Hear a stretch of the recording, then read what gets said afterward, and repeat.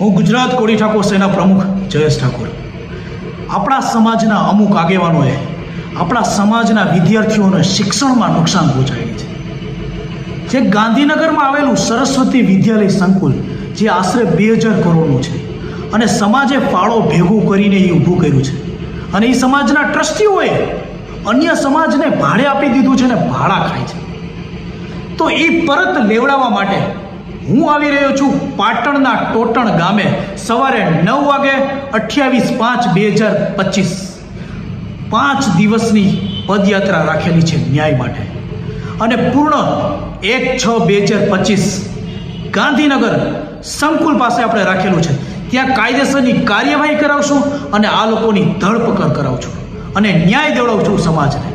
અને જ્યાં સુધી ન્યાય નહીં મળે ત્યાં સુધી ત્યાં બેસીશું. સમાજને મારું આહવાન છે કે આપણા કોળી ઠાકોર સમાજમાં શિક્ષણ તો ઓલરેડી અભાવ છે જ, તો આ ભવિષ્ય નો વિદ્યાર્થીનું બગડે, શિક્ષણમાં નો નુકસાની જાય એના માટે તમામ લોકોએ ત્યાં ભેગા થવું જોઈએ, તમામ વ્યક્તિએ ત્યાં ભેગું થવું જોઈએ. હું અને નરેન્દ્ર ઠાકોર અમે સાથે જોડાઈ છીએ, તમે પણ અમારી સાથે જોડાઓ.